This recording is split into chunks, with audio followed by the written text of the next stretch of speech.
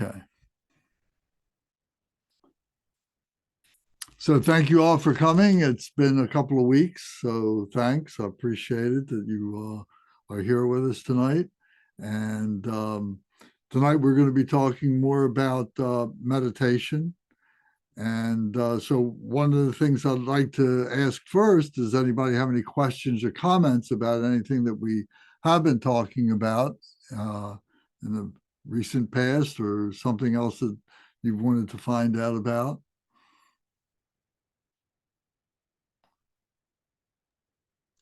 Well, I have a couple, Lance. Okay. So my first one is just, I guess, almost a trivia thing. When you announced this particular class, you said it was the stages of meditation. I wasn't sure what that was. I thought maybe it's something like the different levels of consciousness we achieve when we're meditating, but it's not that, is it? No, it's this. It's how we get to our quietude, the stages of meditation that we go through to get to that quietude. When we talk about peace of mind, when we talk about samadhi, those are the stages that we go through. Okay. So it's the sort of the structure we put on it to guide us ourselves into the meditation. Correct.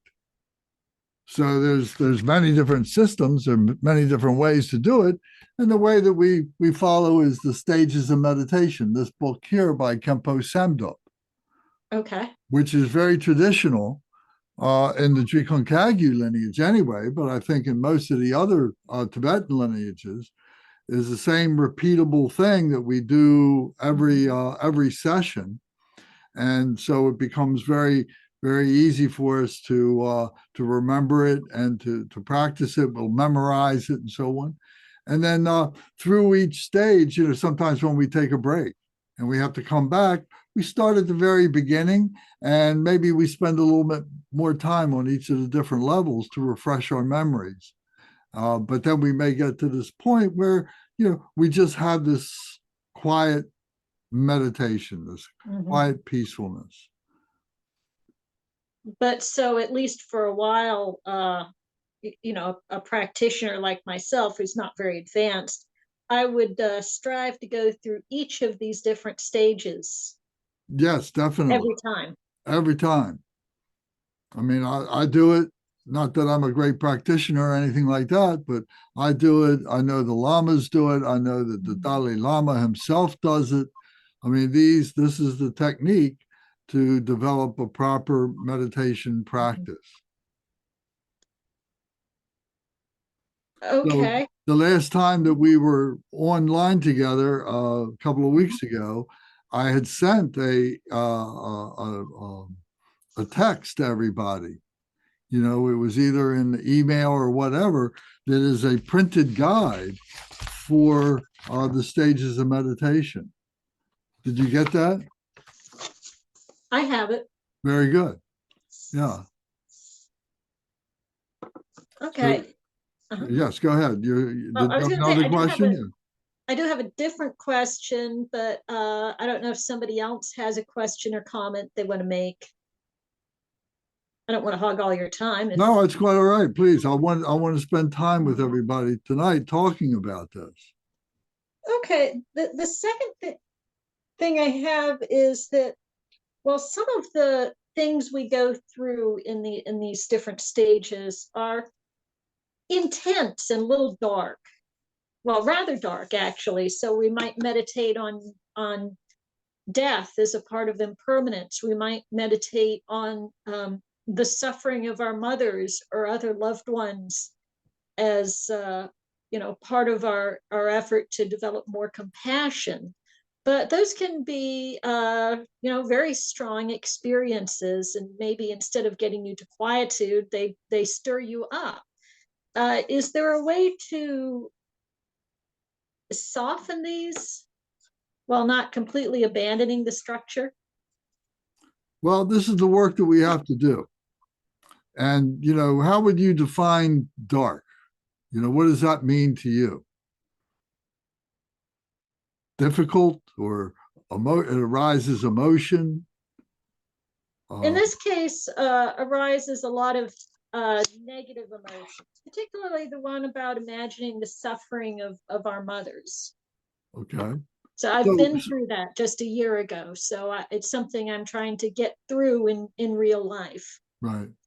And it takes quite a while to do that for many of us. When we lose Mhm. our parents, when we lose our children or something like that happens, it's a shock to ourselves.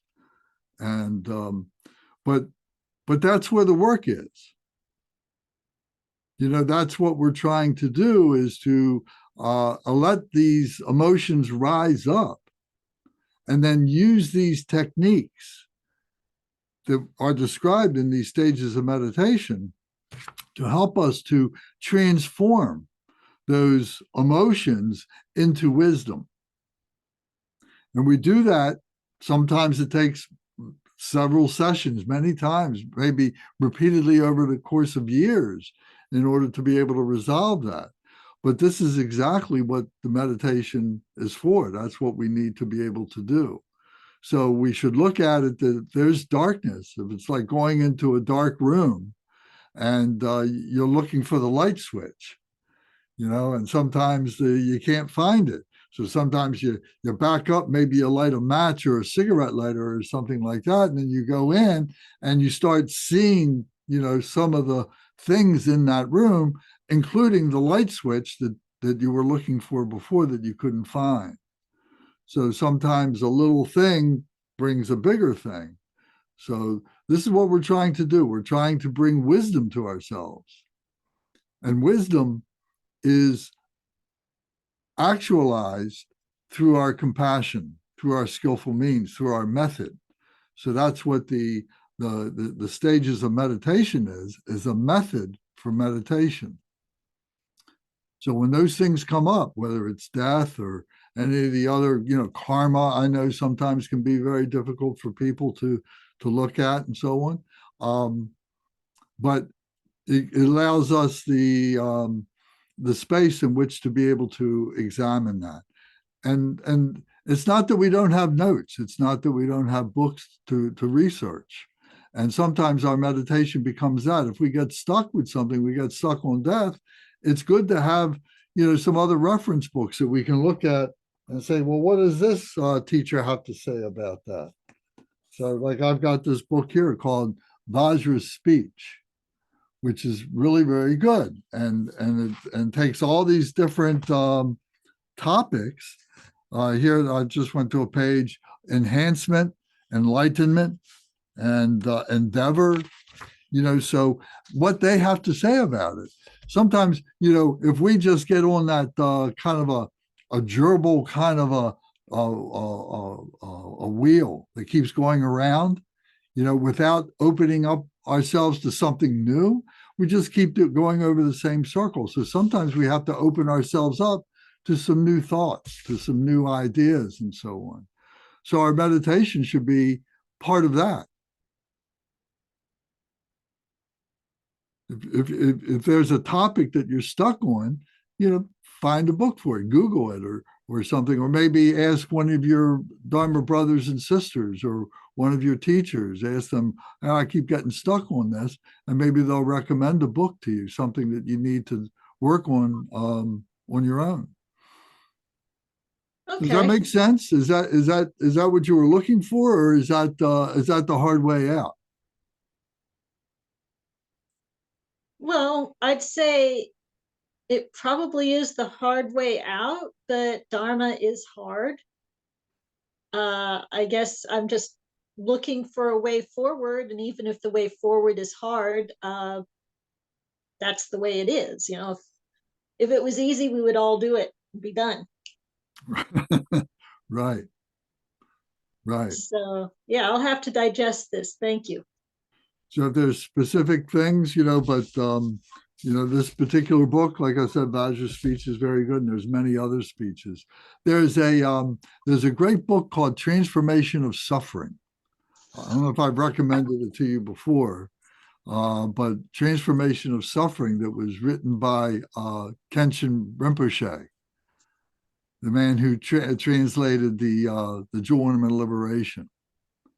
And that is a very, very good fundamental book that may help in a lot of these instances.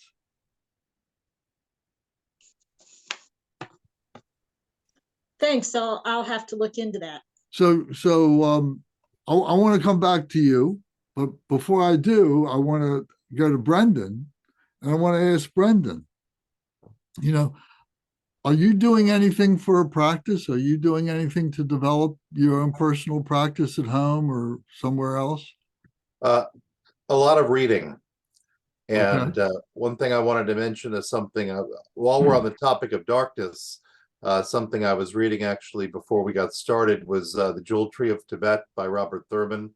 When I have more time, I'm planning to read it straight through, but I just kind of randomly opened it to a page. And what was interesting is it was something I think I really needed to read, really needed to hear, because he says that too many people think that all Buddha realized under the Bodhi tree was that the world sucks, that everything is horrible, that life is horrible. But Robert Thurman goes on to say that that's not really, that's not all that he discovered when he became enlightened. And what Robert Thurman's talking about is that so many people think enlightenment is an escape to nothingness, to get out of this samsara. But what really he was teaching was interconnectedness, interconnectedness and freedom. So we can transcend samsara. So I thought that was a very helpful take. Very good. Thank you. Welcome. So the reading that you're doing, are you doing that, regularly as a routine every day, or how does it work for you? Almost every day, yes. Now I need to confess that I'm reading some fiction set in Thailand that has many Buddhist elements and lessons to it, but it's certainly not as heady stuff as Robert Thurman. So I need to be more disciplined and be more serious with my study as well. Okay. Are you satisfied basically with what it is that you're doing? Oh yeah, satisfied. I believe I'm getting something out of it that I want more. So I think that that's positive. What I'm lacking is actual, other than getting ready to go to sleep and getting into a meditative posture going to sleep. I think that the Dalai Lama once said that sleep is the highest form of meditation. So I take my sleep very seriously as a form of meditation. But what I really am lacking is what we were doing at the center a few months ago, that type of meditation.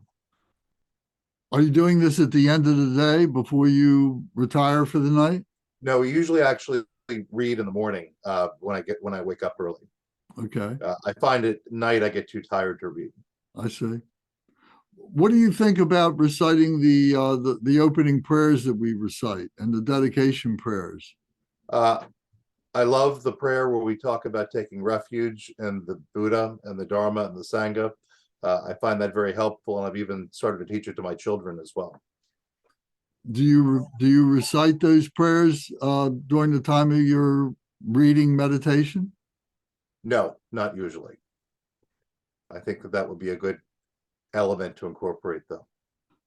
Yeah, I mean that's part of the process. I mean that's the way we've learned it, and that's the way we teach it. That's the way the Buddha taught it. It's part of the Dharma teaching, to be able to do these things. So if you're looking for some kind of a result that has enlightenment, in that goal, this is the way that it's being taught. Now, there's other systems that may teach it a whole different way and so on. I can't speak to those.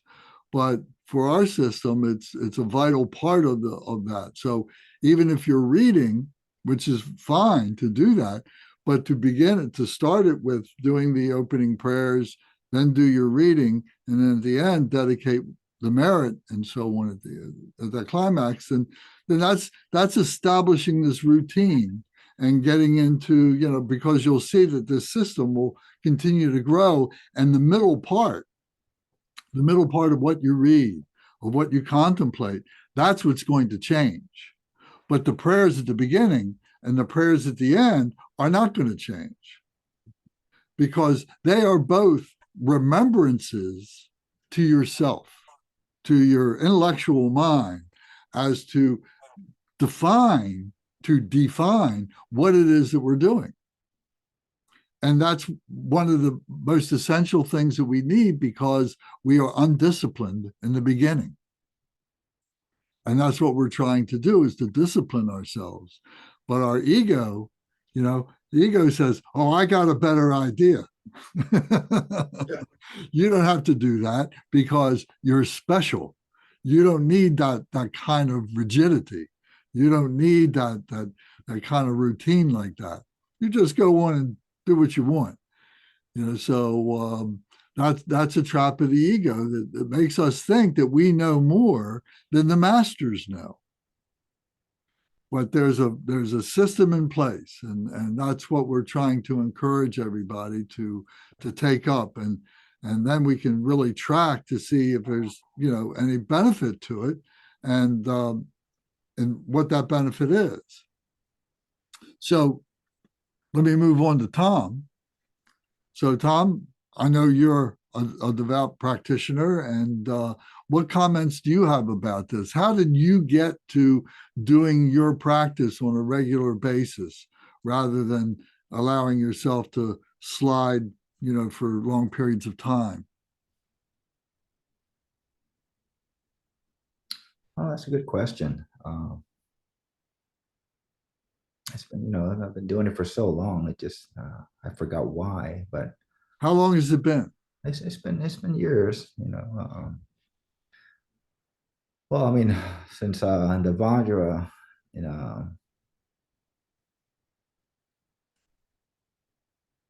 in this new system, it's been roughly 3 years that I've been doing the Nandra. And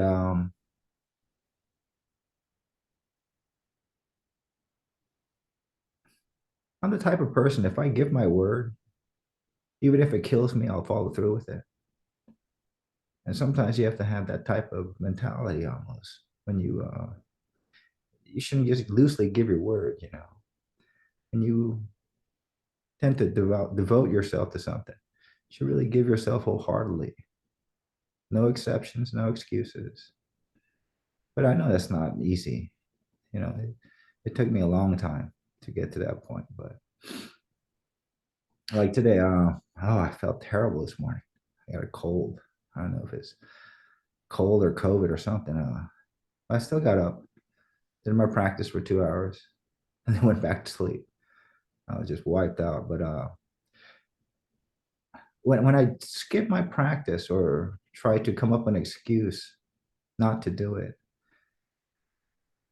there's an emptiness inside. There's something, I don't know, maybe that's my ego saying, hey, why aren't you doing this? Why aren't you up? Why aren't you, following through with what you said you were going to do?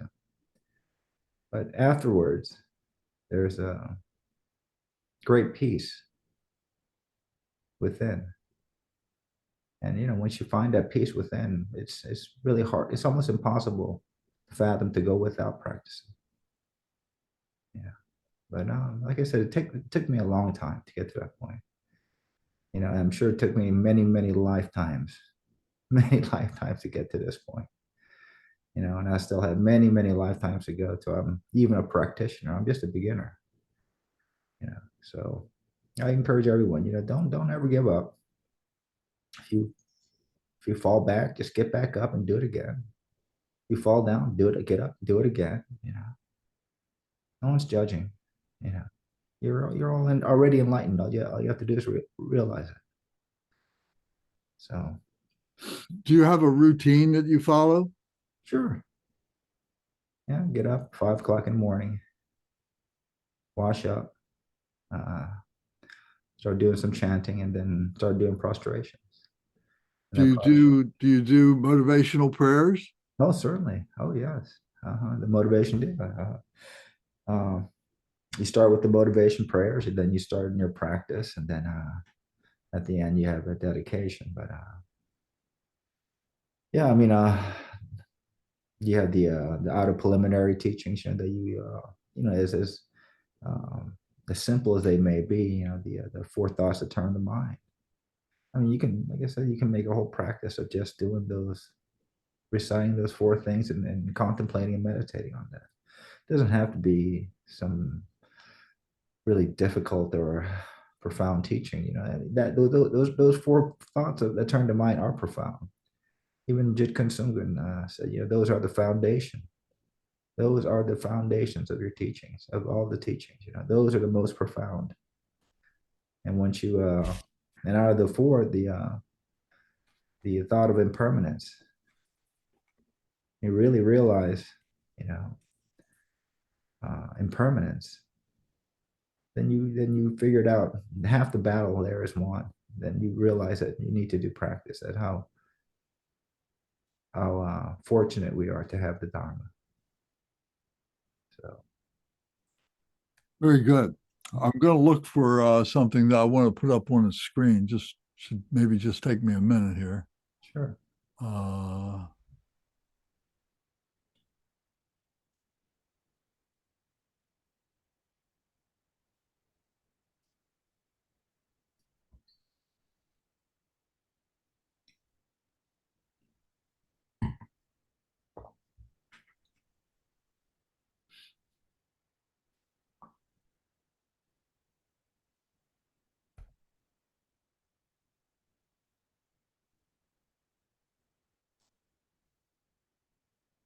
Okay, this is loading. Just a second. Sure.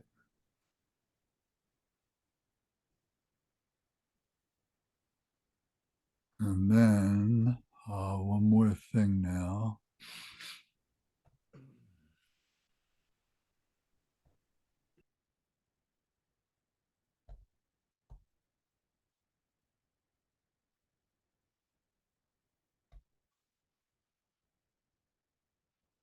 Okay. Okay, so now,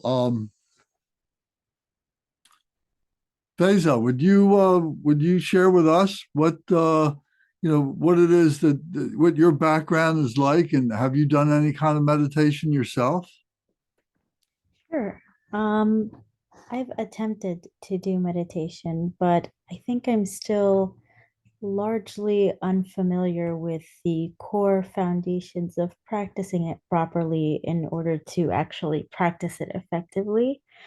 Um, so I don't really do it on a consistent basis because I'm still learning about it. I still read about it. I still listen to podcasts about it. And, just like attending meetings like this was another step I'm taking to familiarize myself with the core concepts of it.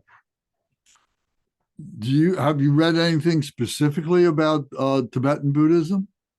Not Tibetan Buddhism, no, but elements of Buddhism and other authors. For example, I have read the Bhagavad Gita and the Dhammapada, and then I read works from other figures like Adyashanti and Ram Dass. Those are just some beginning texts that I'm delving into.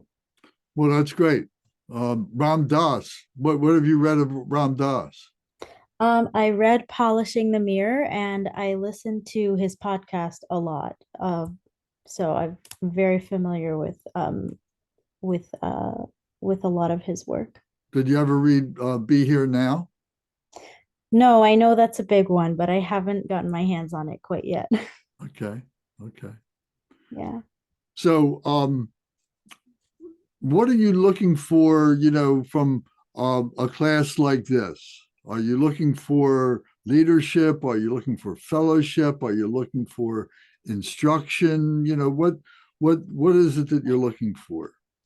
Yeah, I think I'm looking for instruction and fellowship.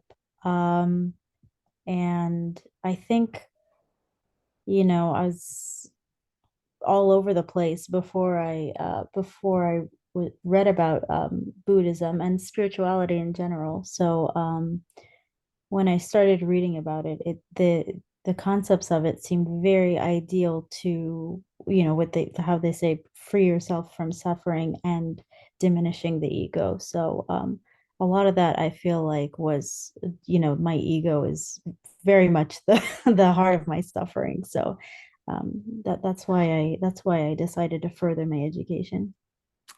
Right. How were you raised? Were you raised Judeo-Christian? No, actually, I was raised Muslim. You were raised Muslim. Yes. Okay. And you've read the Quran, I suppose? Yes, yes, I have a lot of it memorized too. Oh, really? Uh-huh.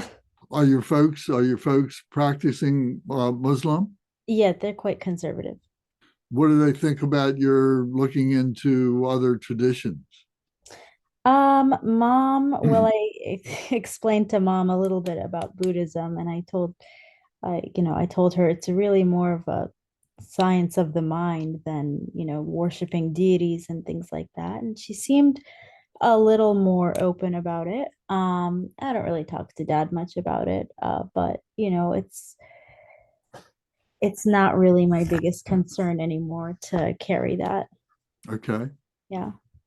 I just want you to say that, Buddhism in its essence, what it's trying to convey is a philosophy, a way to live as a human being and to find ourselves as a human being, and everything is within us as a human being. We are complete in that way, and being able to awaken, that spirituality to go along with what we already are familiar with in our physicality and our intellectualism. That's what completes us. We say we have these three bodies: the physical body, the intellectual body, and the spiritual body.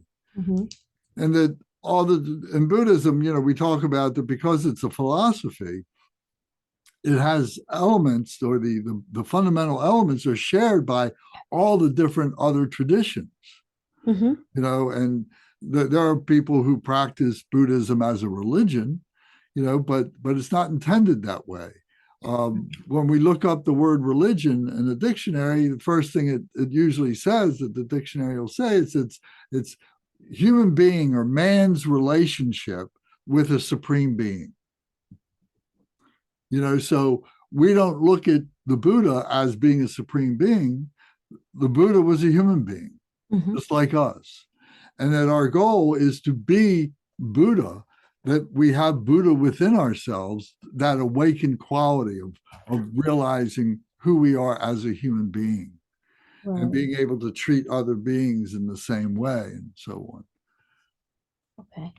So those are, important things for us. And so whether we say that whether you're a Christian, whether you're a Muslim, whether you're Jewish, whether you're Hindu, whether you're Buddhist, Taoist, or humanistic, the basic qualities that are present are shared with all those beings, all those types of philosophies or traditions. The core things of loving kindness, compassion, joy, and equanimity for being a human being and seeing other beings in that same light.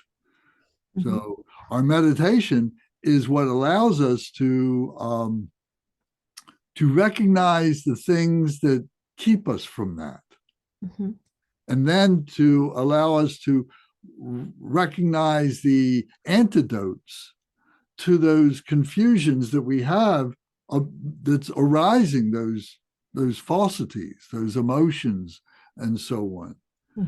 And then we bring that all together. We bring that all together on the path, and this is what leads to wisdom.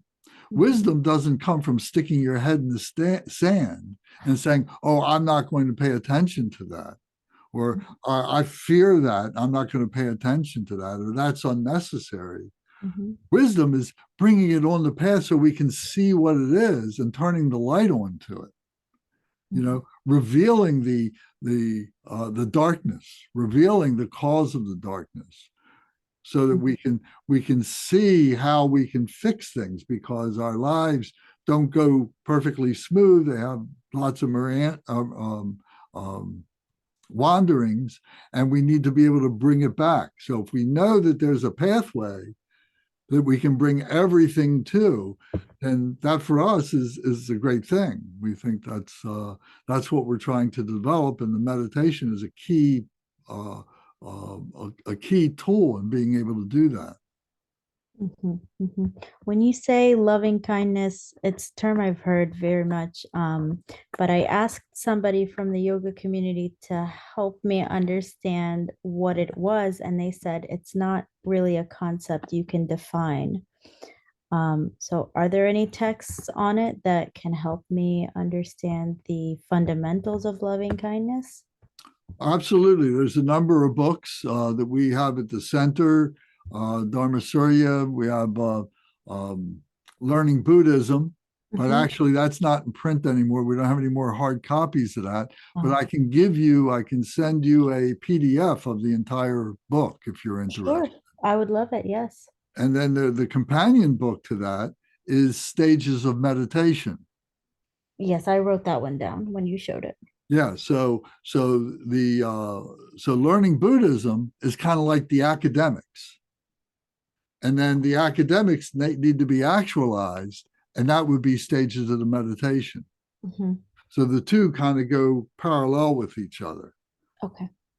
So yeah, and we can talk more about that. I know we will. Um, Okay, great. okay. Thank you. So do you have any questions, that you'd like to resolve in this session or just in general that pertain to Buddhism or spirituality? Well, one question or more of a dilemma that I have is that when I was learning about the essentials, uh, I can't remember which podcast I heard it on, but the speaker was emphasizing that you shouldn't try so hard. You shouldn't try so hard. So if I shouldn't be trying so hard, how exactly am I going about um, switching out the toxic elements that I have with non-toxic elements? Well, I think what is being conveyed there is to enjoy what you're doing, number one, Mhm. and disciplining ourselves, number two. That when we first start out, we're going this way, that way, our ego is pointing in this direction, and things are happening around us that confuse us or distract us and so on. So Mhm. adopting a discipline of having a prescribed time to come together with yourself or Mhm. with a group like this is part of that discipline. Okay. So, once a week we meet here in Buddhism 101, and, we don't have to, we do send out reminders, but I kind of think that it's not necessary because people have it already. They know that we're going to be here Monday nights and so on doing this. Then the next thing would be to develop a time when you or each of us can spend time alone Mhm. reviewing our notes, thinking about the things that we've learned in 101 or things that we have read in a book or something like that, and bringing that into our meditation space and doing that on a regular basis. The goal is to do it every day. So whether Okay. you do it first thing in the morning, you do it last thing at night, you do it when you come home from work, whatever the time is best for you, Mhm. is something to begin with, and to be honest with yourself and create obtainable goals. To say, oh, I can't dedicate an hour, I can't do an hour of this kind of a practice, but I could do 15 minutes. Okay. Say, okay, so let's commit to 15 minutes of doing your practice. And then Mhm. that 15 minutes will slowly become 20 minutes and you'll be enjoying it. And then you say, oh, I'm really digging this. I want to do some more. Let's do it 30 minutes. And Mhm. you'll see that before too long, you get to that hour and Mhm. you're really enjoying it. And you really miss it when you don't get to do it for some interrupted reason, something like that. Mhm. So to have joy about it and to have discipline about it, and then to have the flexibility about it to allow yourself to change Okay. and to try different things on, to try different ways of looking at things and having the conversation with yourself through these practices, through these meditations, is how we do that. And you'll find that some things are going to resonate with you better than some other things may resonate with you. Mhm. So go to the one that makes sense, that you resonate with. And then you learn things from that. And then maybe you can apply it to the one that was a little more difficult for you, but you can appreciate that that was something I would really like to be able to understand. But let Mhm. me understand the easy one first, and then I can apply that to the difficult one. So, in other words, to give yourself a lot of flexibility. Okay.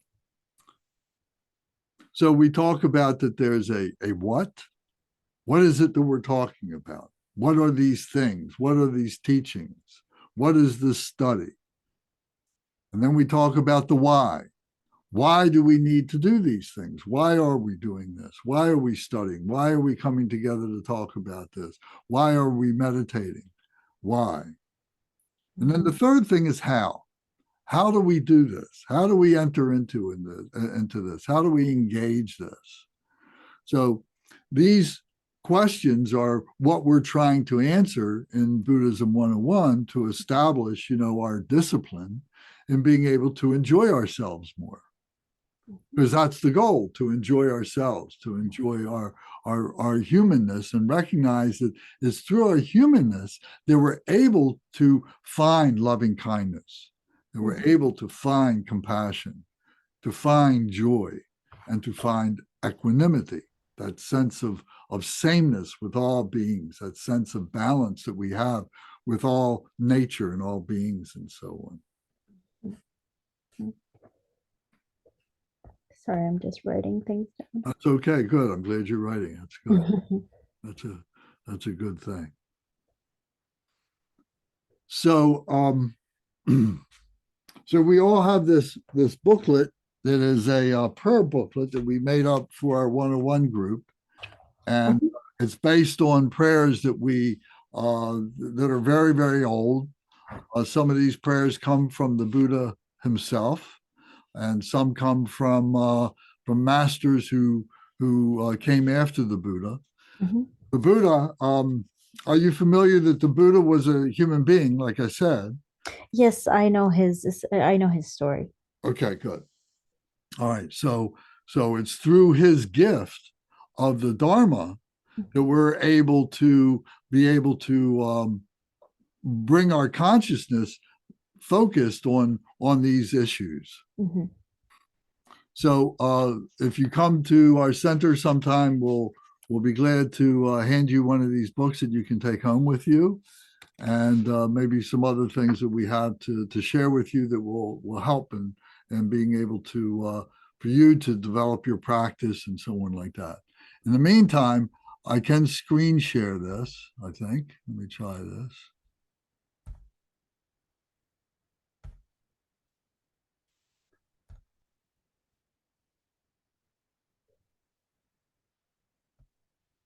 Does anybody else have any other questions before we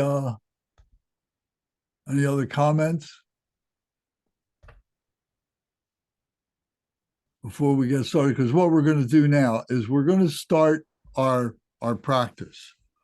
We're going to start a meditation session. So the best way to learn is to just get in there and start doing it. So we're going to follow this booklet for the first few pages. And so here are our teachers. You can see on the right side of this page are our main teachers. And here on the left side is Vajradhara Dorje Chang, who is the essence of what it is to be enlightened, is the essence Buddha that is in the heart center of all beings. But it may be covered up. We may not realize it, that we have the same essence that all beings share. And really, you mentioned the Bhagavad Gita. This comes right out of the Bhagavad Gita. It's on the shoulders of the Bhagavad Gita that the Buddhism has evolved. So in the same way, the Christianity has come out of Judaism Judaism and Muslim, are brothers of each other. But we can see that there is this evolution of consciousness that goes through with these different systems, but the essence of that is the same. The core of it is the same. So we recite these prayers. If everybody can see these, can see this clearly enough. Is there a problem? Should I make this bigger? Let me see.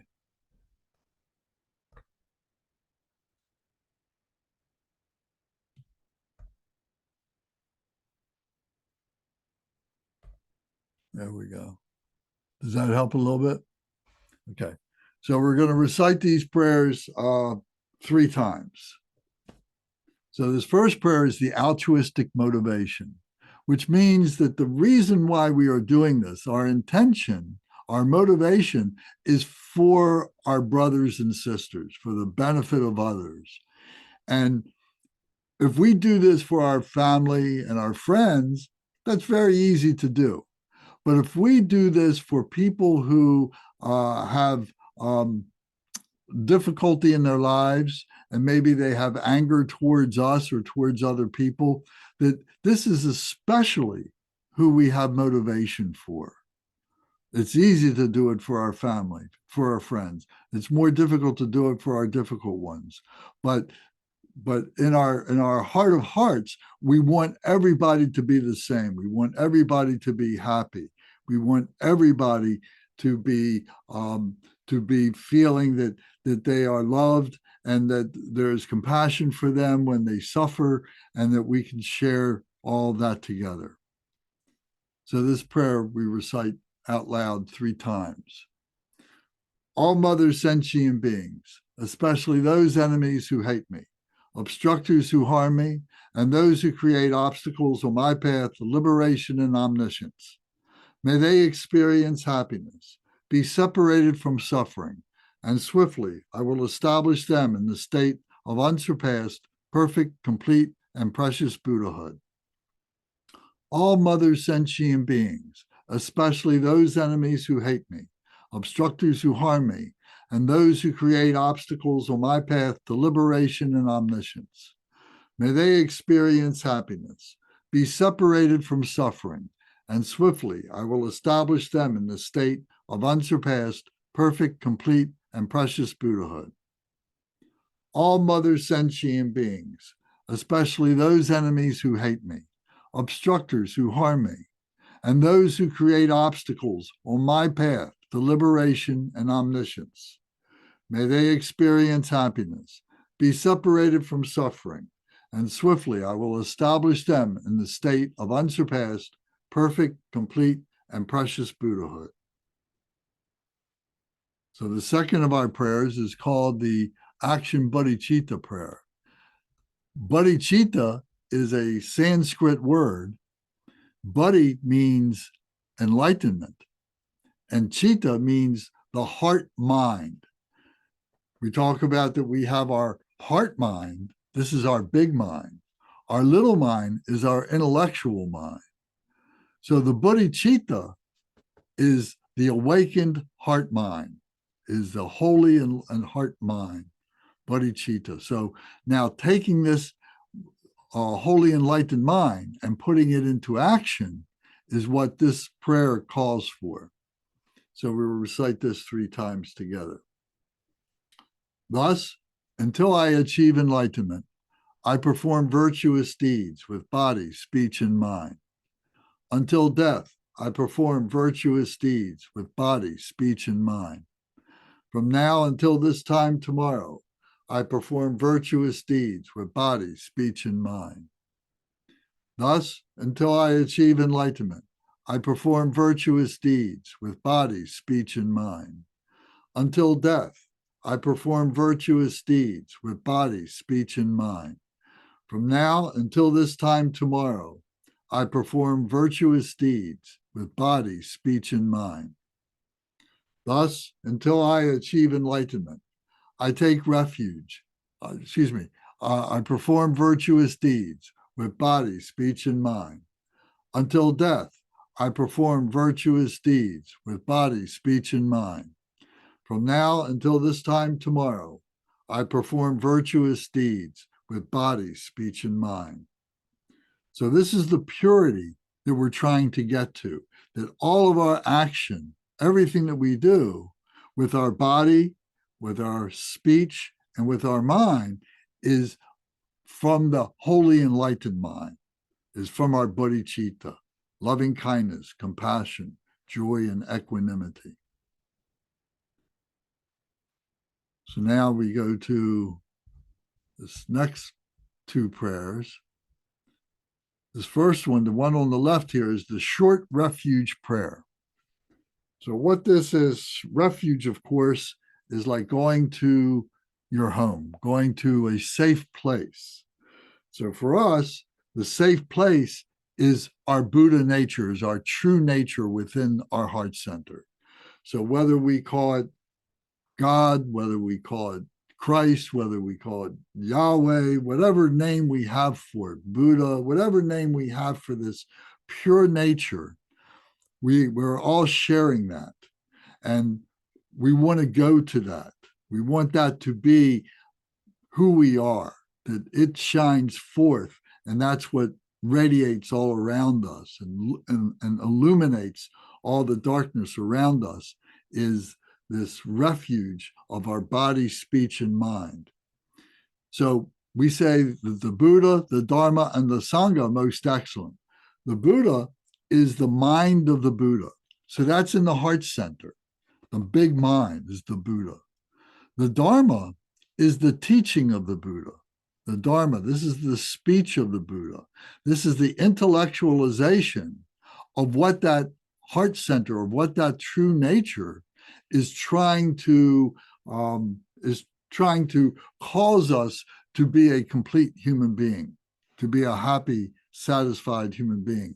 So the Dharma shows us all the different choices that we have in our lives and how we can use those choices to perfect ourselves to be on that path. And the Sangha is the body of the Buddha. And this is the community of people who are sharing these practices, who's sharing this Dharma nature, this pure Dharma nature, this pure essence of truth of who we are. So we say the Buddha, the Dharma, and the Sangha most excellent. The mind of the Buddha, the speech of the Buddha, and the body of the Buddha most excellent. So now we recite this out loud 3 times together. In the Buddha, the Dharma, and the Sangha most excellent, I take refuge until enlightenment is reached. By the merit of generosity and other good deeds, may I attain Buddhahood for the sake of all sentient beings. In the Buddha, the Dharma, and the Sangha most excellent, I take refuge until enlightenment is reached. By the merit of generosity and other good deeds, may I attain Buddhahood for the sake of all sentient beings. In the Buddha, the Dharma, and the Sangha most excellent, I take refuge until enlightenment is reached. By the merit of generosity and other good deeds, may I attain Buddhahood for the sake of all sentient beings. So here what we're saying is that we are doing this not for our own aggrandizement. We are doing this for the benefit of others, for the sake of all sentient beings. This is our refuge. And when we begin to drift away, if our mind wanders, we skip some time coming together with the Sangha, we remember, oh, I'm doing this for the benefit of others. I'm not doing this selfishly for myself. I'm doing this for others. I have to reconnect. So then we come to the last of the opening prayers, which is the 4 immeasurables. So these are called the 4 vast immeasurables that can't be measured. They are so big. They are so huge. They are so fundamental. They are so important. And these 4 immeasurables are Bodhicitta. is bodhicitta being defined again. So bodhicitta, I said, the first of the four immeasurables is loving kindness. The second is compassion. The third is empathetic joy. And the fourth is equanimity. So we're going to come back and I'm going to go over this a little bit more detail as we get to our next section in this session tonight. But so now we're going to recite this and we're going to visualize it. May all mother sentient beings, boundless as the sky. So we're visualizing all sentient beings, all beings who have a lifetime, all beings who are born, all beings who die, all beings who are susceptible to illness or injury, and all beings who are thereby suffering through old age. So may all mother sentient beings, boundless as the sky, limitless, we can't count how many there are. May they all have happiness and the causes of happiness. This is loving kindness, that they have happiness and the causes of happiness to understand what that happiness is, the what. What is that happiness? The second line says, may they be liberated from suffering and the causes of suffering, that we always are not happy, that we go through these periods of sorrow, we go through these difficulties and so on, and we have compassion for ourselves and we have compassion for other beings when they are going through their suffering. So that's the compassion. The compassion is also the method of that wisdom, of that loving kindness being actualized to help beings to overcome their suffering. So the compassion is there to help us to get to our happiness. Then the third line is, may they never be separated from the happiness that is free from sorrow. So this is the empathetic joy. May they never be separated from the happiness that is free from sorrow. If we are free from sorrow, means that we are just imbued with happiness and that there is just pure joy there. And that we see that in all beings. We see that potential in all beings. And when they themselves are actualizing that joy, we're just rejoicing with them. We may not have had anything to do with it ourselves, but we are just empathetic with their joy. And then the last line says, may they rest in equanimity, free from attachment and aversion.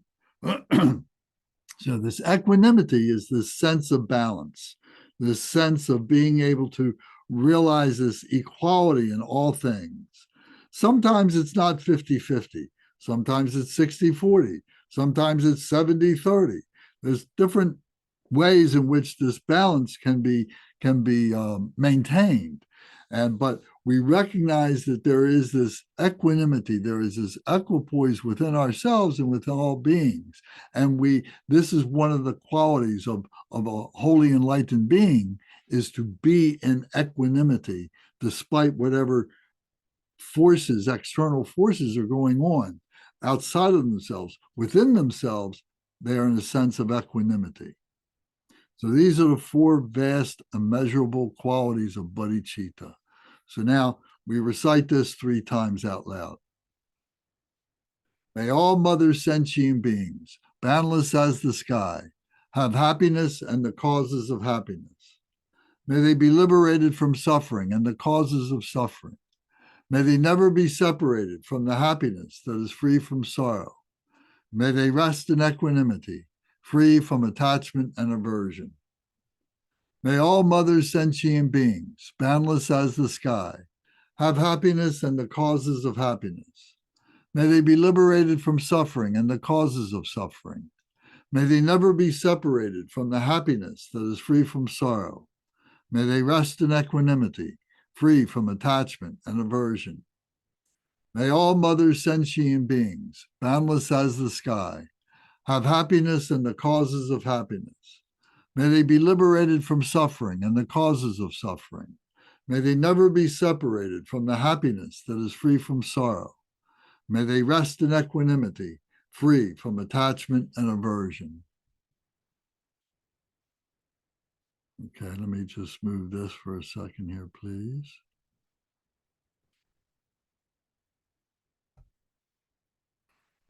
Okay. Anybody have any questions or comments about those opening prayers? Can you see that they're so fundamental? They're so important.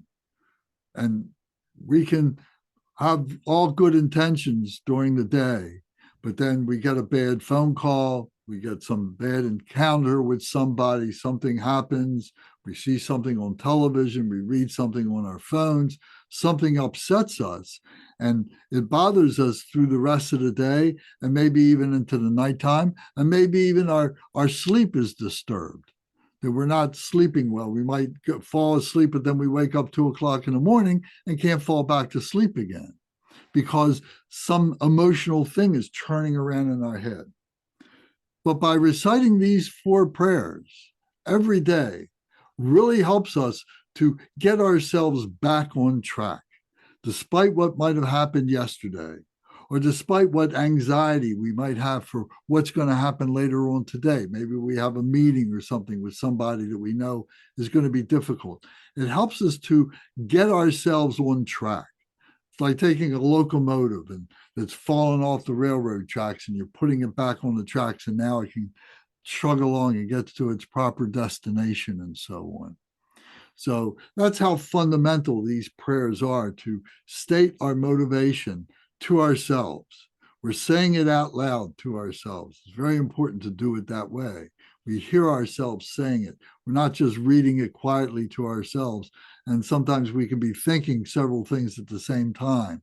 And therefore, we're confusing ourselves. But when we do this mindfully with one-pointed intention, one-pointed mindfulness, has that effect of discipline and allows us to carry on through the rest of the day with a better state of mind, with more happiness, being able to be sustained in our lifetime, in our daily work.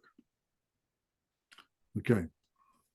Lance, Yes, sir. is there a reason why we're repeating these things 3 times? Well, yes, there is. 1 second, I just want to get a little drink of water here.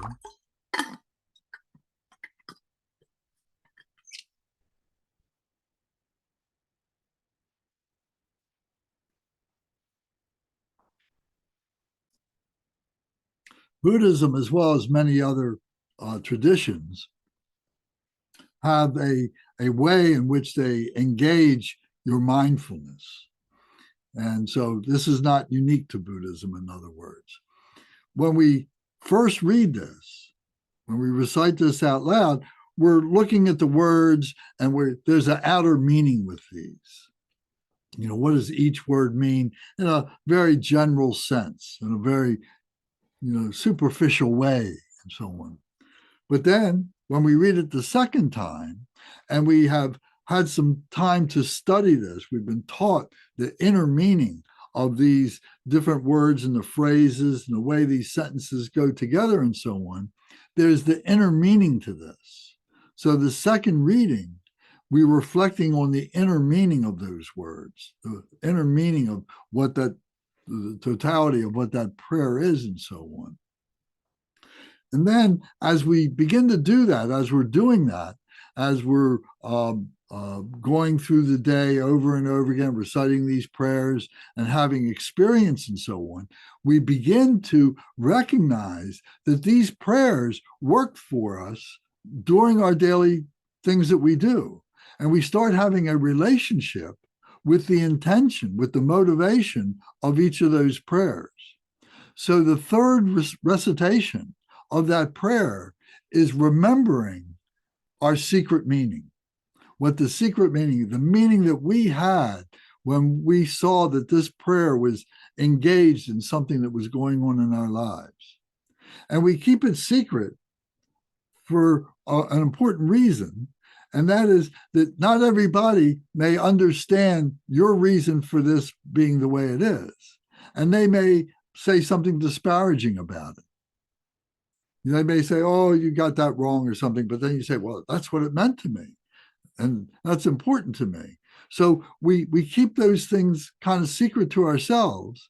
However, we would very openly share it with our teacher, share it with our Dharma brothers and sisters, because they would have enough experience themselves to be able to recognize that the secret meaning is something that is within us all, and we each experience it maybe a little bit different.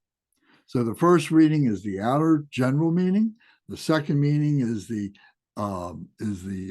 inner meaning, that which is being implied and so on. And the third reading is the secret meaning, which is the experiences that you've had with that particular prayer. Thank you, Lance. Thank you. So all this is about, recognizing ourselves as being a pure human being and being able to remove the confusions, the emotions, the blockages, the ego that is keeping us from our true sense. We say that in our heart center, we have this true nature, which is like a diamond, which is virtually indestructible. And this diamond has many facets to it. And each of these facets are the different ways in which this diamond, this true nature, actualizes itself, the activities of being enlightened. So we say it's very easy to be enlightened, but it's very difficult to lead an enlightened life. So recognizing this is a huge start in being able to recognize that this is our true nature, but we've blocked it up with all the emotions and all the confusions and so on that we have developed as human beings in our intellectual mind that blocks up our heart center. So what our job is to do is to loosen those tendrils that are blocking up the true nature, and then light comes shining through. Then we start having epiphanies. We start having, aha moments. We start having wisdom come up, skillful means come up, compassion come up, and so on. So this is what we're doing. The Buddhism is very articulate in being able to call all these different things out. And for us in Buddhism, the mysteries are to be revealed, right away. It's not something that, you have to get to this kind of a level before we'll share this with you or something like that. Everything's available to everybody all the time. So I think that's a very important feature. Okay. Anybody else got a question or comment?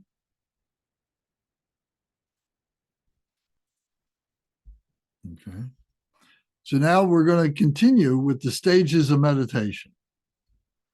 Now, I'm taking a long time going through explaining all these things over and over again, but this is how we learn. This is how we do this over and over again. When you become familiar with this and you're doing this in your own home, you can do all this very, very quickly. You just go right through it, and it remembers, you remember certain things and so on, and you move right through it. It flows very naturally. There may be times when you get stuck on something because there's some emotion that you're pausing and saying, oh, wow, I had an opportunity to be compassionate yesterday and I didn't do it. Or maybe someone was compassionate to me when I had that moment of suffering, and I really want to reflect on that. I want to think about the dynamics of how all that worked and so on. So sometimes you will be going through this and then we'll stop and we'll examine what happened. And that's the richness of the experience of being a spiritual person, of putting this on the path. This is where the secret meaning comes from, the third reading of a recitation of a prayer and so on. That experience that you had with this, when you see this working for yourself and for others. So now we get to the next part. The next part is going to be, I'm going to screen share this. is called the stages of meditation. So let me see here. Can you see this clearly? Okay. I'm going to, for me, let's see this. Just a moment. I'll move that out of the way. Okay. So now we talk about there's 4 thoughts that turn the mind to the Dharma. The 4 thoughts that turn the mind to the Dharma are that we have a precious human life and that there is impermanence in our life and that there is suffering of samsara. This place, this phenomenal nature that we have in the Sanskrit language is called samsara, this ocean of suffering that we are in. And that this ocean of suffering, this samsara, is the result of karma, cause and result. So we're going to go over these now. So these are the 4 thoughts that turn the mind to the Dharma: precious human life, impermanence, suffering of samsara, and karma, cause and result. So this precious human life, we recite this out loud together, this one stanza here. It says, "Ho, this kind of leisure and endowment is supremely difficult to obtain. When one obtains a body, which is easily lost, do not waste it meaninglessly, but rather use it to attain ultimate liberation, joyous result." So this precious human life means that there are many ways in which we could have been born. We could have been born as any kind of an animal that you might think. We could have been born as any kind of an insect that you might think. We could have been born as any kind of a subterranean creature that we normally don't see, or below the ocean, something that we don't see. There are things that are in the atmosphere that we don't see. And there's gazillions of sentient beings that are swirling around at any given time. Well, we're fortunate to be born a human being. And not only are we a human being, but we have the potential to be a precious human being. So what does that mean? Out of the almost 8 billion people that are alive on this planet today, how many of them do you think are really very, very spiritual beings, whether they're Buddhist or whether they're Muslim or whether they're Christian or Jewish, whatever? How many of them do you think are really, really devout spiritual beings? And I would say maybe just a very, very, very, very few. And it's those beings that have this precious human life, who recognize this human life as an opportunity to do for others and to liberate themselves from suffering, to liberate our own selves from suffering, and to be able to help other beings to liberate themselves from their suffering. This would be the greatest thing that we can do. So to be a precious human being is the story we always tell is as it's like a blind turtle that is lying on the bottom of a vast, vast ocean that's bigger than all the oceans that we have on this planet. And every 100 years, that blind turtle rises up from the ocean floor up and pokes his head right through a yolk that has been floating on the surface of the ocean. This blind turtle going right through this yolk. That's how difficult it is to be a precious human being. To be an ordinary human being, to be those who are suffering from political trauma, those who are suffering from war, those who are suffering from famine, those who are suffering from great diseases and so on. There's so many of them, so many of them. But to be in the midst of that and still be able to maintain their spirituality and their happiness within that is very precious, is very special. And we know that in all different times of calamities, there have been beings who have been leaders for us, who have helped us, who have shown us a way, who have put out a hand to kind of rescue us from that suffering ourselves. So to be a precious human being is to be a being like that. So this is a motivation. Why are we here? Why are we looking at this? Why do we want to understand this? Is a motivation for us, is a thought for us to be in the Dharma. The 4 thoughts that turn the mind to the Dharma.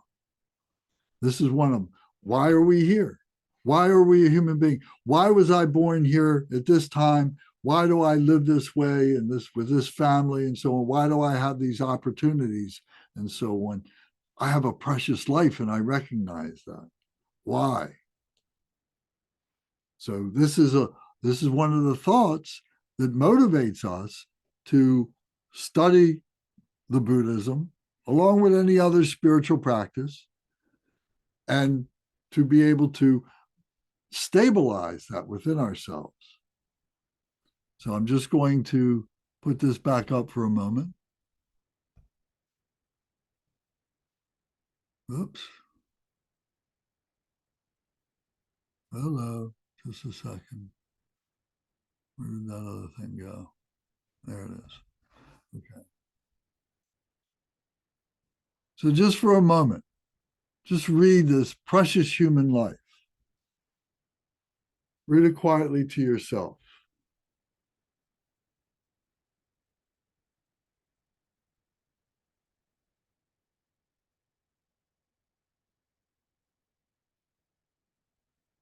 When one obtains the body which is easily lost, do not waste it meaninglessly, but rather use it to attain ultimate liberation, joyous result, liberation from suffering, to have a joyous result, to have a joyous life, to be able to help other beings.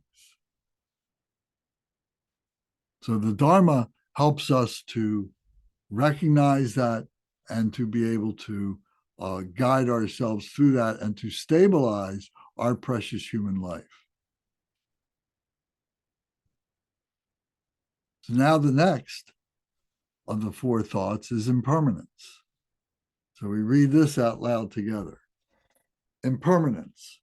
The nature of all phenomena is impermanence.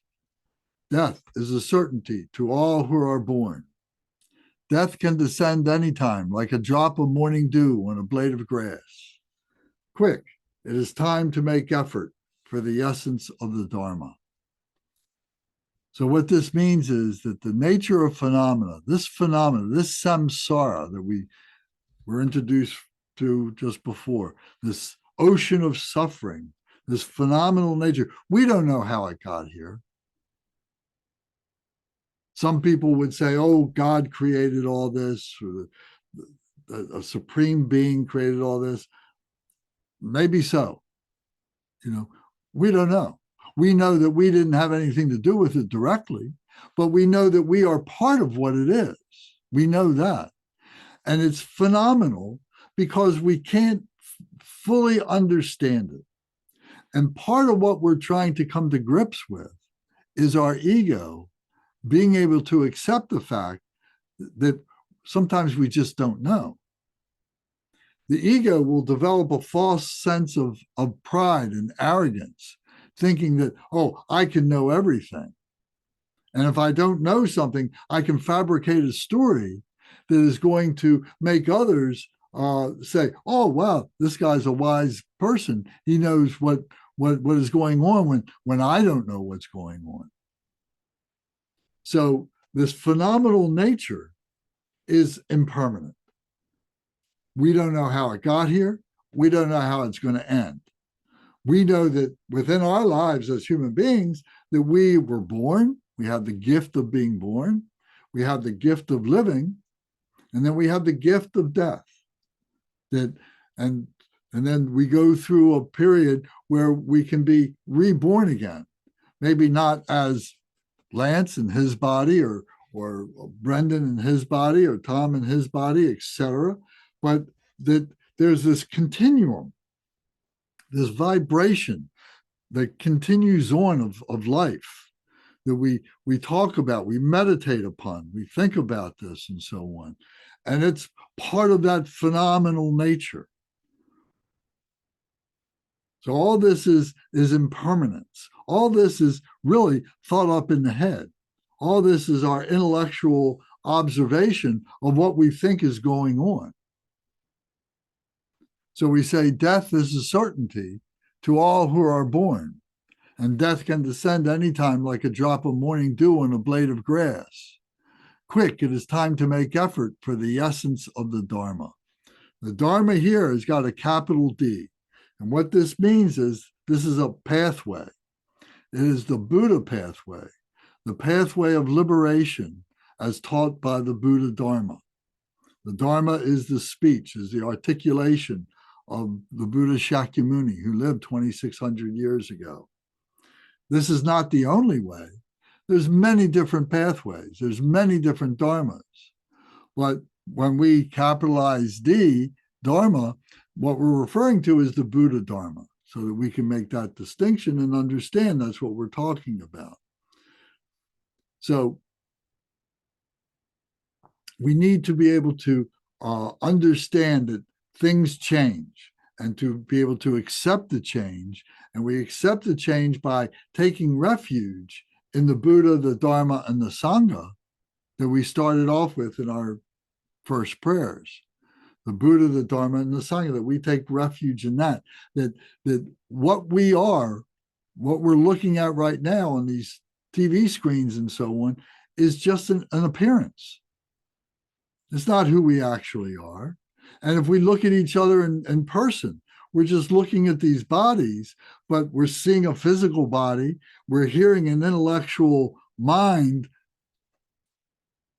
express itself, but that's not who we are. There's a spirituality that is there. And that's part of what we are as physical, intellectual, and spiritual. And to recognize that this spirituality has a permanent nature to it. That this permanence comes from that which is beyond this phenomenal nature, this continuum.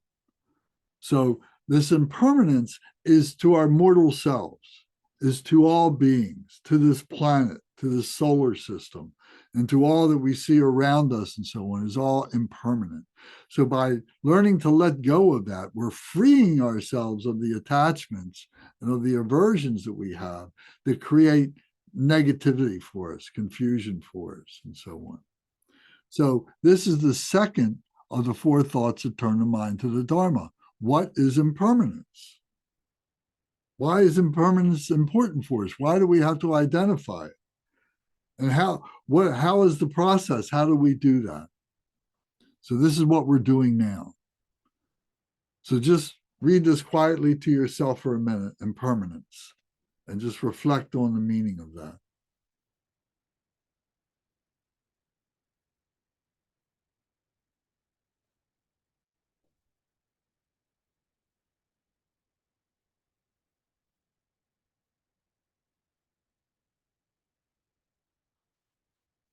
Okay.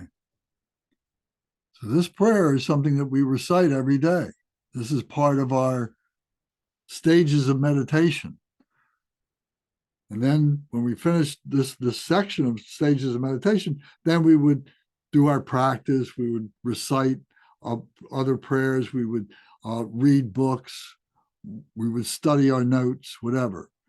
So this is still part of the beginning part. So the suffering of samsara is in the three lower realms and even in the three higher ones. There is not an instant of absolute happiness. I will avoid the root cause of my samsaric existence and practice the excellent path of peace to enlightenment. So what this means is that the three lower realms of human existence, the three lower realms of the psychophysical drama of being a human being, is being like caught up in hell. Is like being caught up in a land of miserly, suffering beings who selfishly hold on to what they got, very greedy. and beings who may be living life just very animalistically, with very little wisdom, very little thought of what they're doing, and just thinking of their base animal instincts and carrying them out. So in the three lower realms, and even in the three higher ones, the three higher ones would be to be as a human god.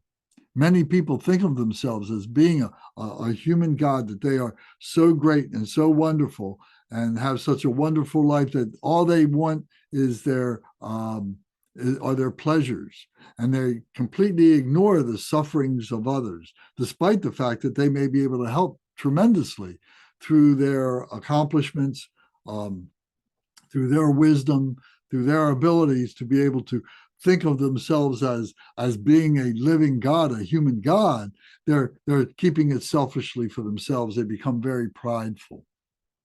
And then there are the what we call the demigods. And these demigods are beings who are like great titans, great powerful beings who have great power that can manipulate many, many, many people. We might see military people like this. We might see finance people like this. We might see sports people like this. We may see politicians like this, who are great beings who have great manipulative powers, and people will give them all their support. And these people will selfishly take this and have conflict with other titans, because they want what they have. They want to be the rulers of everything. They want to dominate everybody and everything. And these titans are trying to fight against the gods because they want to be adored like the human gods are adored. So they're in a constant state of conflict. And then in the three higher ones are the human beings.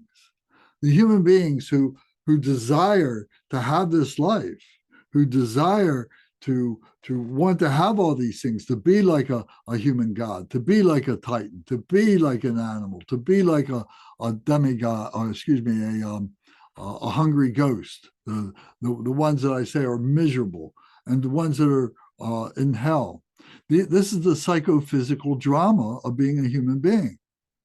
Sometimes we're going through a period where we feel like we're in hell.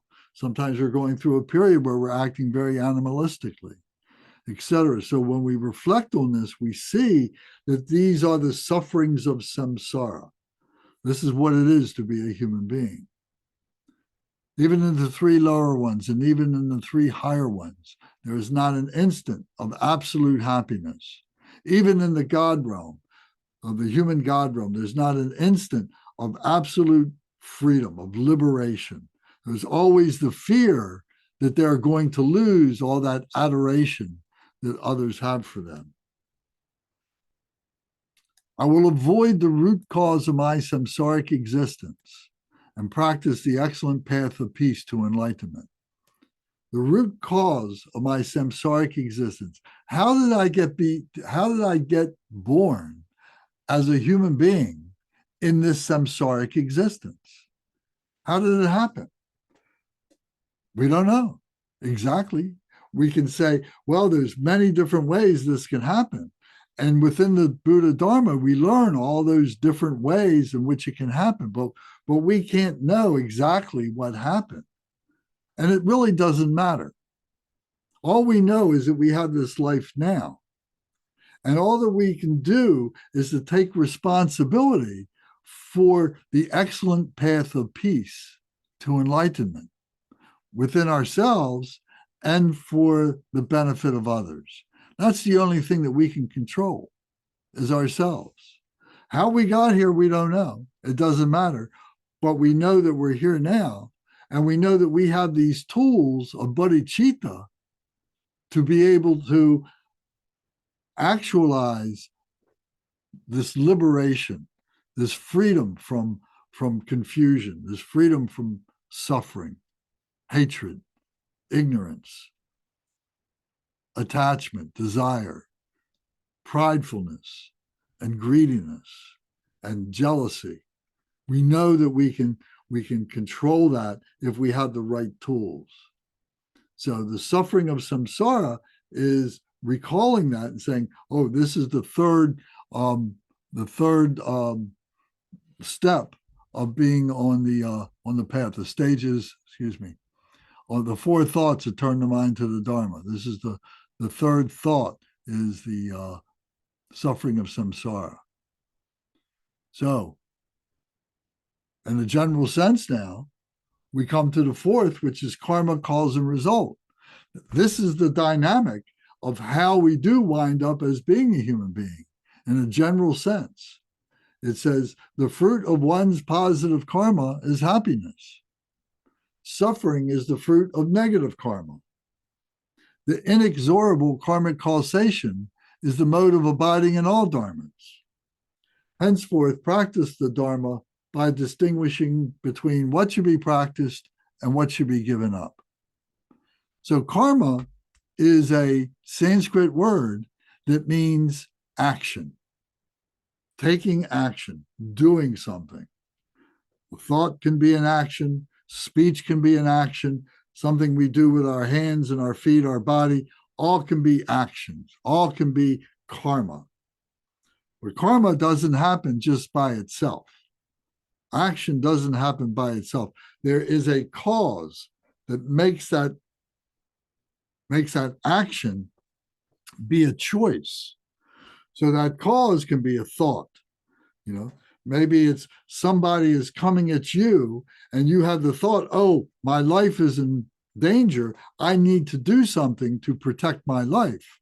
Do I run away, or do I stand and do I fight this person or this thing that is coming at me?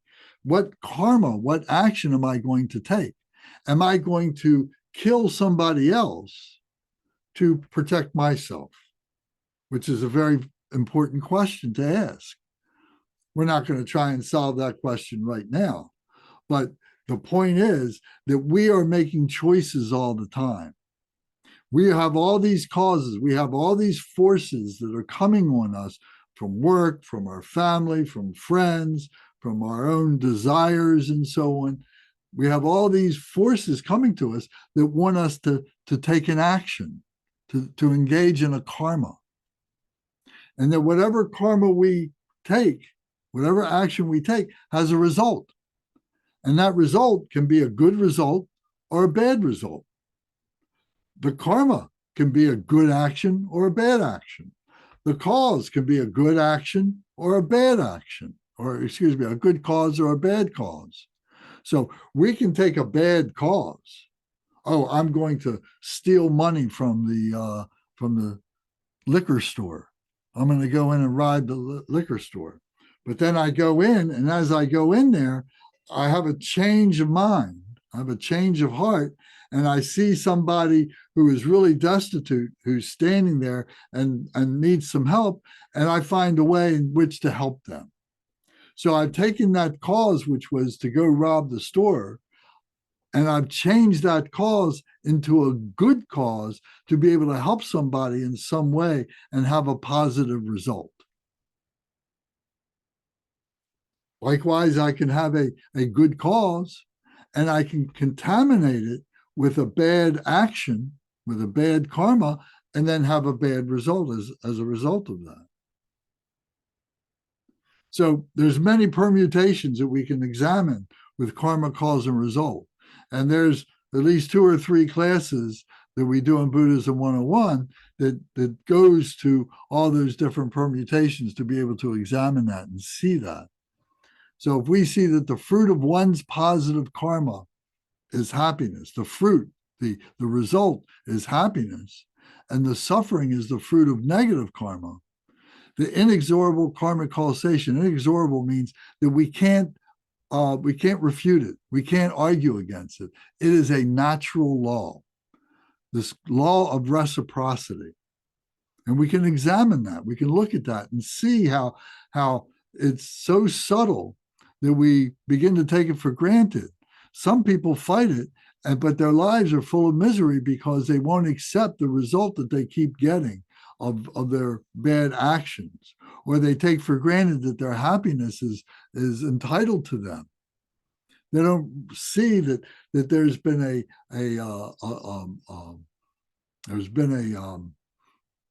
reciprocity in place, that you have this good, happy life because of good, happy things that you did before. So this inexorable karmic causation is the mode of abiding in all dharmas. So all these dharmas have these causes and results, etc., and that we must practice the Buddha Dharma by distinguishing between what should be practiced and what should be given up. That we should make a choice to do good things, to do happy things, to be virtuous and not non-virtuous, to be wholesome and not unwholesome. So these are conscious thoughts that we need to have. So these are the 4 thoughts that turn the mind to the Dharma: precious human life, impermanence, the suffering of samsara, and karma, cause and result. So we can go through this as we just did, and it took us about 45 minutes, but the more that you get familiar with this, and the more that you hear about this, and the more that you study this and so on, the more you have the inner realization of what it means, and you begin to build up the secret meaning of this, your experience with it, the way you see it manifesting in your own life. So you can go through this very quickly in the morning or the afternoon, whatever. But if you have to stay and contemplate this for a long period of time, and maybe this impermanence becomes your entire meditation session, all you're doing is thinking about that. And maybe you have your books and you have notes about impermanence and you're studying that. And then that becomes your practice.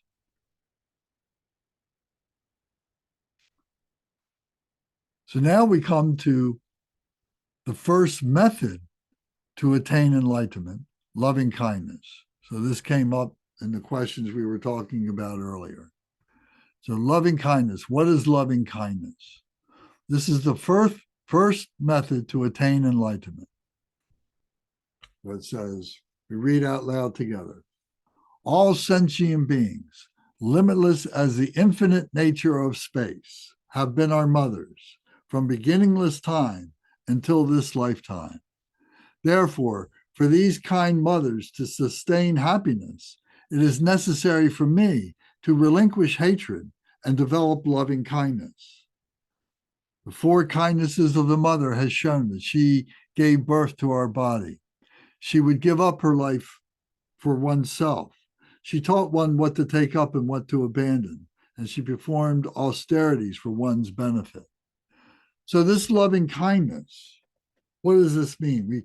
We think about all sentient beings as limitless as the infinite nature of space. I mean, there's 8 billion people in here on the planet now, but 100 years ago, there were, I don't know, maybe 6 billion people on the planet. And before that, there was another 4 billion people on the planet. But then there were all these countless insects and countless animals and so on. So there's been gazillions of beings that have been on this planet. And they all have this precious life. They all have this birth. They all have this susceptibility to illness and to injury, and susceptibility to suffering by sickness, and the suffering of old age, and the suffering of death. And if we think of all these beings as being our mother, we don't know who our mother was in past lives. It could be any one of us. Did it look like us? Did it have our names and so on? No, it's part of this continuum. But this is a mindfulness practice that we use to be able to think of all beings as our mother. We wouldn't want any harm to come to our mother. We would only want good things to happen to our mother. We would have the grace to be able to help our mother in any way that we can.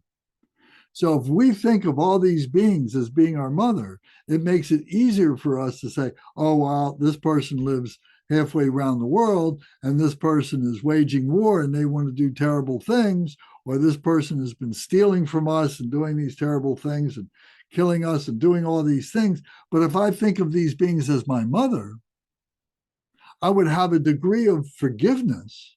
I would have a degree of grace to help my mother to overcome this terrible nature that is being shown towards us.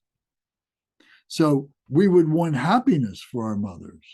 So therefore, for these kind mothers to sustain happiness, it's necessary for me to give up any hatred that I have, to give up any jealousy that I have, to give up any conflict that I have, and to develop loving kindness myself. So how do we develop loving kindness? How do we define that? Well, we look at our mother. For us to be born, our mother had to carry us for 9 months or so. And the uncomfort that she went through to be able to do that. And the sacrifice that she made, she would give up her life to be able to make sure that we were born properly and that we were born and that we were going to be raised properly. So she gave birth to our body. She would give up her life. She would risk her life to be able to have this infant and to be able to raise this infant. And then once now she has this infant and the others in her family, she taught them all what to take up and what to abandon, what to learn, what to do, to not put your hand on the stove. But you know that the kid's going to go put their hand on the stove one day, and that's going to be an ultimate teacher. But nevertheless, she's teaching our children, she's teaching her kids what to do so that they don't hurt themselves. So our mother has done that for us. And our mother has performed many austerities for us. Maybe, we were born at a time when our mother and father, maybe they were a family, they were together, and they were going to school. Maybe they had to put off going to school. They had to get a second job to be able to afford to live in a good place with the family and so on. So they go through great austerities. They may put off their careers, their schooling may be postponed in order that they raise us to a point where we can start going to school on our own, and then they can sort of have their lives back. Because you know that if you have children for the first 2-3 years, you're completely dedicated to your children. There's no room for anything else. So the kindness that our mother has shown to us, now we are taking and we are using that as a template as to how we have loving kindness for other beings, thinking of them as other beings. So if we read this and then we sit in our meditation position and we read this again to ourselves quietly and we contemplate these 4 kindnesses of the mother, will lead us to a greater, deeper understanding of what loving kindness is, how we practice loving kindness, how loving kindness has been shown toward us, and how we want to be able to sustain that happiness that was the result of that loving kindness from our mother. We want to be able to sustain that in our lives and in the lives of others. We don't have to have all this suffering that we have. The suffering is a choice. And this is how we begin to change it. We begin to change it one person at a time. We change it within ourselves. And then however our sphere of influence is, we begin to try and let that light radiate from within ourselves, from our heart center, from our true nature, to illuminate the minds of others, the confusion of others. And they say, oh, why are you so happy? How are you always so happy? And you say, well, I always think of everybody as my mother. And I want my mother to be happy. So I treat you like my mother. And that makes me happy. Does it make you happy? And I think that they would say, well, yeah, I'm always happy to be around you. I always enjoy that very much. And this is how you do it, by thinking of me as your mother. Wow, that's really something. I never thought about that.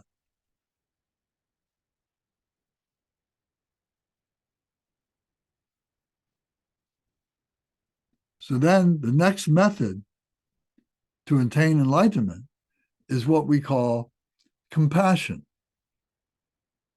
Even read this out loud with me. Compassion. Even though these mothers desire happiness by the force of, I lost my place, I'm sorry. Even though these mothers desire happiness by the force of non-virtuous action, they are tortured in the three lower realms. Because of their unbearable suffering, I develop unbearable compassion. So what does this mean? So even though these mothers, our mothers, desire happiness, by the force of their non-virtuous action, they are tortured in the three lower realms. The three lower realms were the hell realms, the hungry ghost, or the realms of the greedy ones, and the animal realms. These are the three lower realms. And our mother has not been perfect. Our mother may have done things before she was our mother in another lifetime. And those seeds of that karma that she did, those negative non-virtuous things, didn't come up in this particular lifetime where she was our mother. Maybe they did, but we didn't recognize it. We didn't see it as being her child, but it came onto her life. It came onto her life. And although she desires happiness, these past karmas are coming ripe. And now she's going through this suffering, this force of non-virtuous action. So she's suffering unbearably. All kinds of things are happening in her life because of these negative things that she would have done in her past lives. This unbearable suffering. But I must develop unbearable compassion for her. So I look at all these beings who are suffering and saying, oh, they were my mother in the past life. Now they are suffering. Now I must have unbearable compassion for them. I must be able to show them what loving kindness and compassion is, what Bodhicitta is. So how do we do that? We do that by visualizing our mother suffering of each of these six realms, the six human realms. So there's being tortured by demons in the hell realms, experiencing hunger and thirst in the preta realm. The preta realm is the hungry ghost realm of never being satisfied, greedy. They're always hungry. They're always thirsty. They're never satisfied. Being beaten and eaten as an animal, that they're in the animal realm, where we have compassion for our mother in the hell realms, where we have compassion for her in this preta realm, suffering hunger and thirst, where we not want to help her. If we saw our mother in being beaten and eaten as an animal, will we not want to help her? If our mother was suffering sickness and old age as a human being, would we not have compassion? Will we not want to help our mother? If she's practicing heedless pleasure, careless pleasure, and conflict in the demigod realm, in that realm of the Titans, will we not have compassion for our mother? And if our mother was suffering from desperate falling from pride in the God realm, that she has this great luxurious life, but it comes to an end when her adoring people turn away from her because she hasn't been able to satisfy their wishes and their prayers and so on. So would we not come to our mother's rescue in each one of these situations? Would we not try and help our mother in any of these ways? So by thinking of all beings who are going through all different degrees of these six realms simultaneously, would we turn our back on them? Or should we be able to help them in some way, be able to show them loving kindness, compassion, joy, and equanimity? So this is the method to attain enlightenment. This is the second method to attain enlightenment. So we repeat this every day. The next one is empathetic joy, the third method to attain enlightenment. Read this out loud with me. Empathetic joy. May my mothers have happiness and be free from suffering. May they sustain the happiness which is free from suffering. So what this means is, may my mothers have happiness and be free from suffering. If they have that happiness free from suffering, they're in complete joy. They're just completely just in nirvana. Nirvana would be the other side of samsara. If samsara is the ocean of samsara, the ocean of suffering, then nirvana would be the space of freedom. May they sustain that happiness, which is free from suffering. May they maintain that happiness. So can I show them that joy? Can I be joyous like that for my own happiness and for those people that I come in contact with through my empathy with them? When I see their joy, can I recognize that joy? And can we rejoice together and be happy, not be jealous? If maybe I'm having a bad day, but I see somebody else is having a very joyous time, can I use that as a motivation for me to take my suffering that I'm having this day and turn it around and bring up the joy that I want to have, that we all want to have? So this is empathetic joy. Then the next one is the fourth method to attain enlightenment is equanimity. May my mind abide in equanimity towards these mother beings. May my mind abide in equanimity towards these mother beings.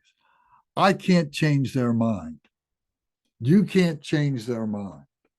But I can show them equanimity.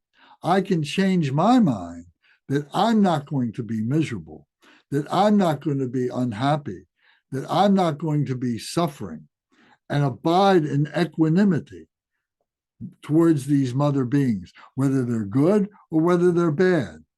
And it's reaching this sameness, this point of sameness, and seeing everything as the same, seeing all this quality of equipoise, this balance, being able to maintain that.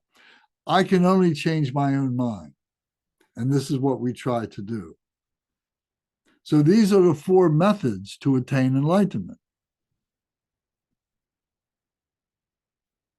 So then this goes to the prayer that we recited before, which was the four vast, immeasurable qualities of Bodhicitta. May all mother sentient beings, boundless as the sky, have happiness in the causes of happiness. May they be liberated from suffering and the causes of suffering. May they never be separated from the happiness that is free from sorrow.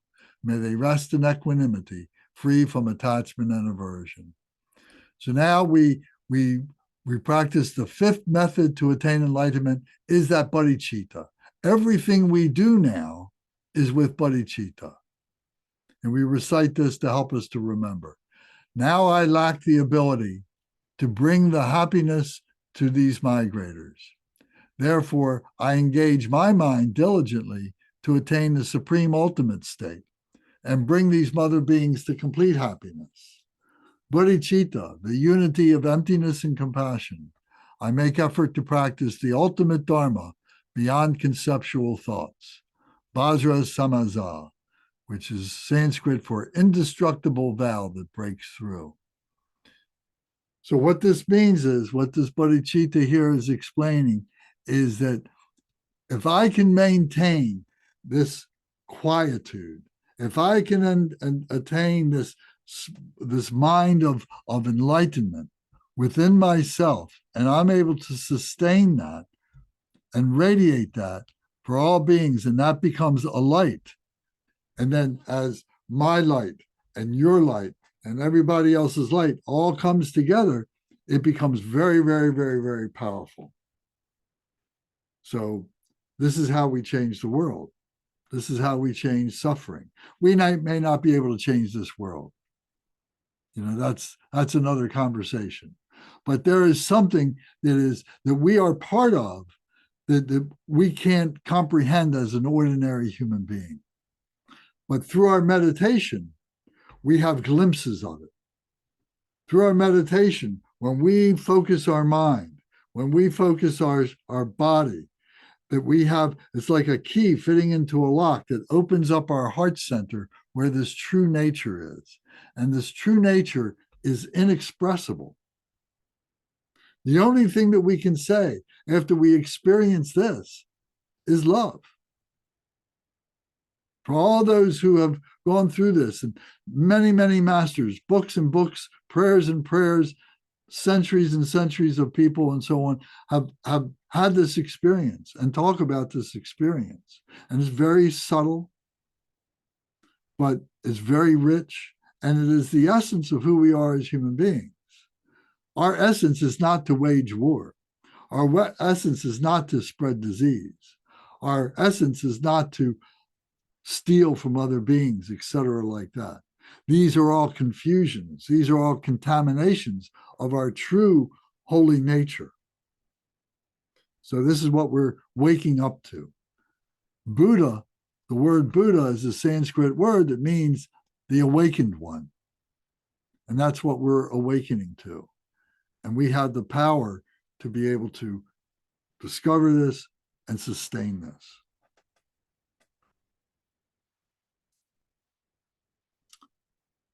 Any questions or comments?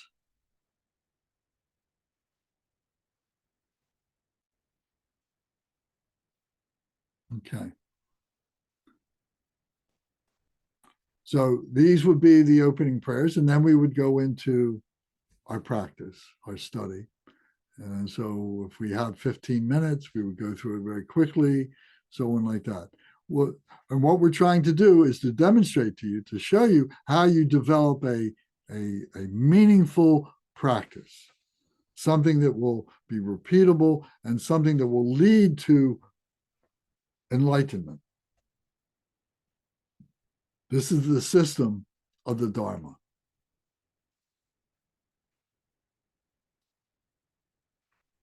Okay.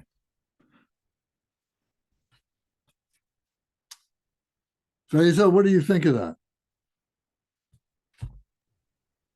I really enjoyed learning about all these concepts in detail. Is this all of this text? Is it in the little book that you showed me earlier? Yes. Okay, so I'll have to stop by then to grab one of those. Yeah, the weekend's probably the best times when people are usually there at the center. During the weekdays, we don't know, somebody might not be there or something. Okay. Okay, that works. Yeah, so if you could stop by, and I'm likely to come down on Saturday. So if you were there on Saturday, maybe I'd be able to see you. So so I haven't made a schedule yet, but we'll talk about that. Okay. And Faiza, if you would like to send me your email so I can put you on our list, if you'd like to be included and hear what's going on and so on, if you can do that, would be wonderful. Yeah, I'll send it through the chat right now. Okay, that's great. Thank you. Yes, Kate. So I just wanted to comment, a lot of the texts that we went over today are in this little pamphlet, but there is a little bit that you gave us separately, right? I think not everything in this handout you sent me is in the book. Well, that's correct, but that's why what we just went through were those stages of meditation. Right. So in here were the prayers, and these were the practices of the stages of meditation. Mm-hmm. Correct. And I think you gave this to me on WhatsApp or email, something like that. Yeah, I can send it to whoever needs it. Faiza wants a copy of it, I can send her, and I'll be glad to do that.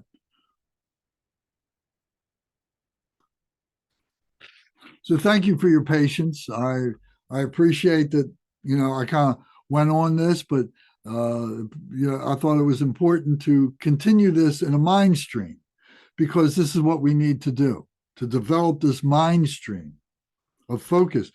I wasn't thinking about anything else during the time I was talking. You know, so it's developing one-pointed mindfulness.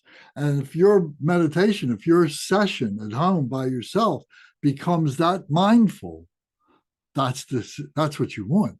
That's the success. You know, that you put everything else outside the room, but inside this room where you are, this is your pure land. This is your Buddha field. And this is how we get from where we are as a confused human being to being a precious human being. Okay. So if there's no other questions, we'll do our dedication prayers. We'd like to try and end on time. So to do that,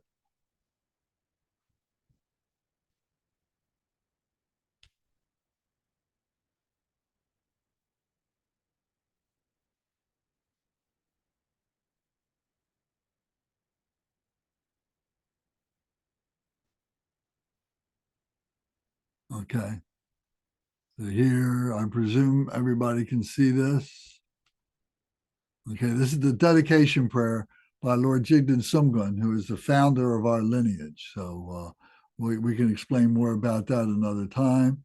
Let me get rid of this.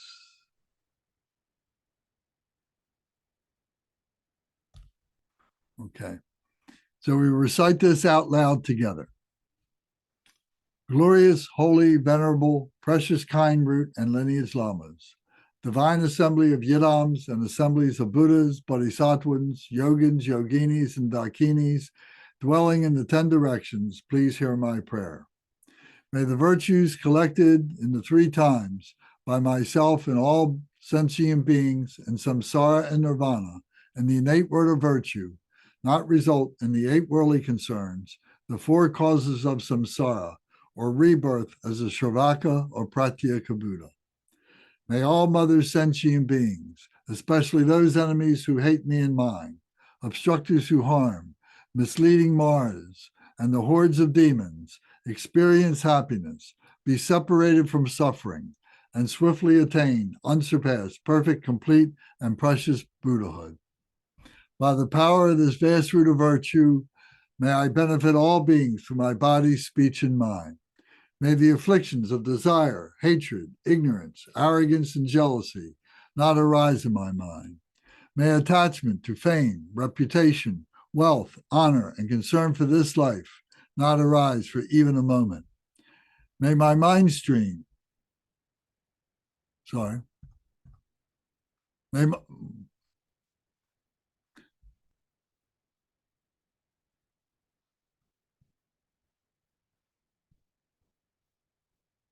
may my mind stream be moistened by loving kindness, compassion, and bodhicitta, and through that may I become a spiritual master with good qualities equal to the infinity of space.